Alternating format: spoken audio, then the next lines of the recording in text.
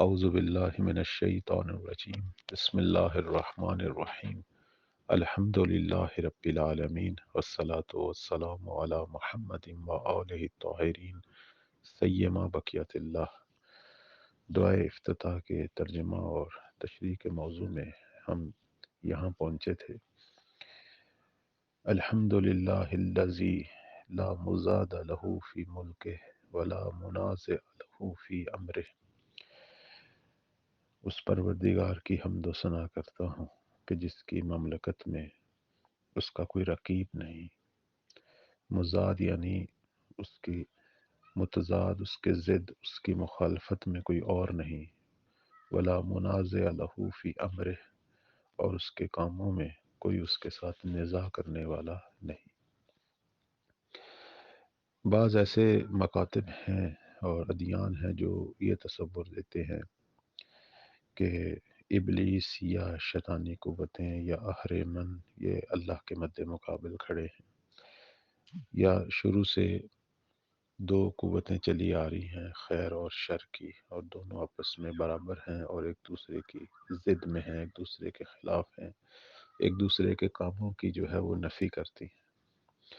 خدا کو قوت مثبت اور ابلیس کو قوت منفی، اس طرح کی باتیں جو ہیں ہم سنتے ہیں، پڑھتے ہیں مختلف ادیان اور مکاتب کے اندر۔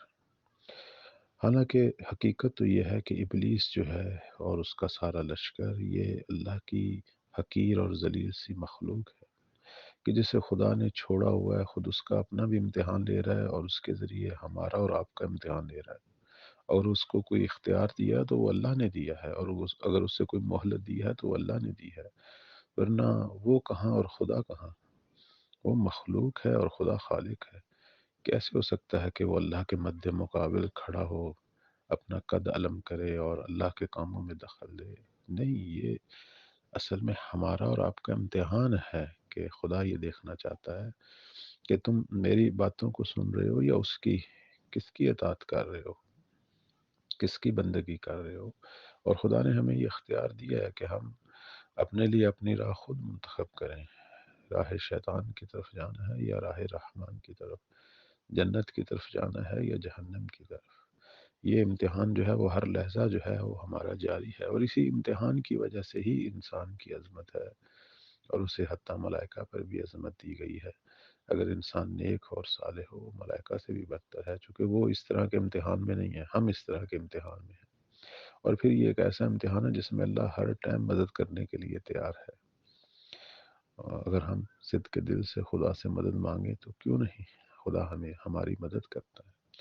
اس کے بعد اس دعا کے اندر دعا کرنے والا جو ہے وہ پروردگار کو پھر اس کی حمد و ثنا اور اس کی توحید کو اس انداز سے بیان کرتا ہے کہ الحمد للہ الذی لا شریک لہ فی خلقہ ولا شبیہ لہ فی عظمتہ۔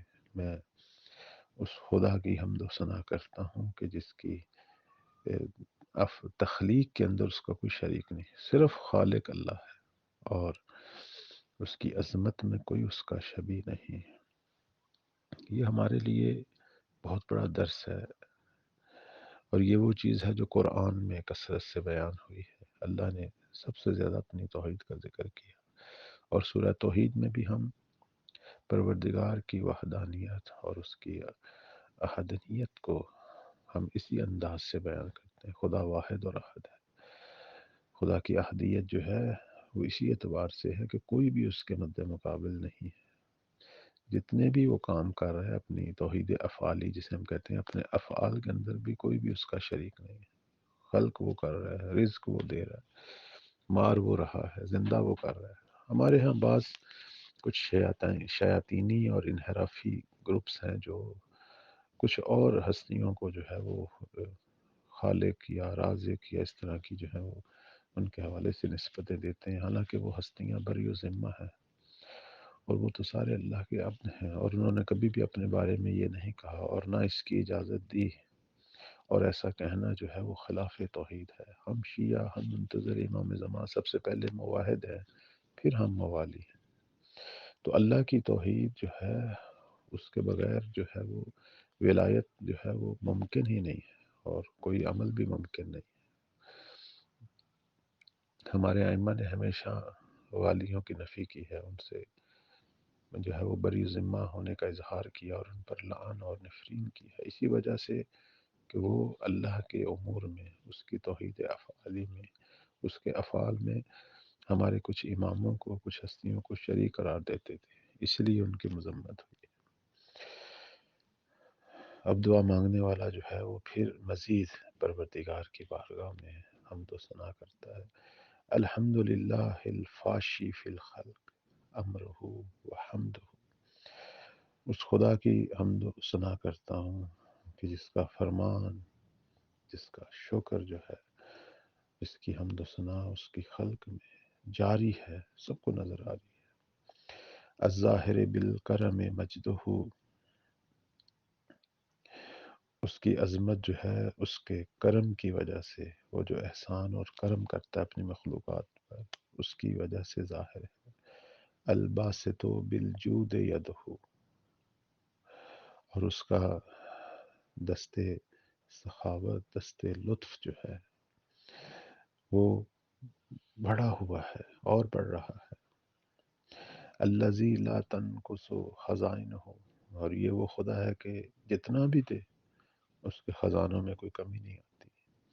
ولا تزیدہ کثرت العطا الا جودا و کرما، جتنی مرضی بخشش کرے، جتنی مرضی سخاوت کرے، اس کی سخاوت اور کرم بڑھتا ہے، کم نہیں ہوتا۔ انہ هو العزیز الوہاب، یہ وہ پروردگار ہے جو بہت طاقتور ہے اور بہت ہی بخشنے والا ہے۔ اب یہاں ہم پروردگار کی صفات اور خدا کی عظمتوں کا ذکر کر رہے ہیں۔ ہمارے اور پروردگار میں ایک واضح جو فرق ہے، ہمارے پاس اگر کوئی چیز ہے، مثلا کوئی خزانے ہیں، کوئی مال ہے، تو وہ کم ہوتا ہے دینے سے، اللہ کا کام نہیں ہوتا، وہاں اور بڑھتا ہے۔ پروردگار سے اس لیے کہتے ہیں مانگنے میں بخل نہیں کرنا چاہیے، چونکہ وہاں کوئی کمی نہیں ہے، کمی ہے تو ہمارے اپنے اندر ہے، ہمارے اپنے مانگنے میں کمی ہے۔ اور پھر مانگتے وقت جو ہے یہ سوچنا چاہیے کہ کیا مانگوں، یہ بھی بڑی اہم بات ہے۔ بعض دفعہ ہم ایک ایسی چیزیں مانگ رہے ہیں جو ہمارے امتحانات بڑھا رہی ہوتی ہیں اور ہمارے لیے مشکلات کا باعث بن رہی ہوتی ہیں۔ ظاہر ہے جتنا مال آئے گا اس کا حساب بڑھے گا، اس کا رنج بھی زیادہ ہے۔ اس مال کے اندر حلال مال کو البتہ مانگنا چاہیے اور پھر اس کو صحیح طریقے پر مصرف کرنا۔ انسان دنیا میں اتنا ہی مانگے جتنا اس کی ضرورت ہے، یہی محمد والے محمد ہمارے انبیاء نے یہی درس دی۔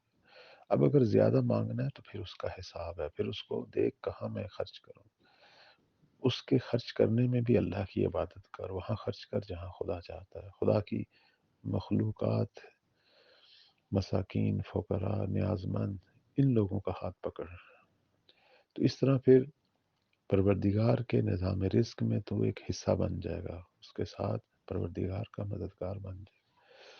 یہ چیزیں ضروری ہیں پھر اس انداز سے۔ اپنے لیے اگر میں خرچ کروں گا اور اسے اپنی حد تک محدود رکھوں گا تو انسان نے کتنا کھانا ہوتا ہے اور کتنا لینا ہوتا ہے، بعض کا خود انسان تھک جاتا ہے ان چیزوں سے۔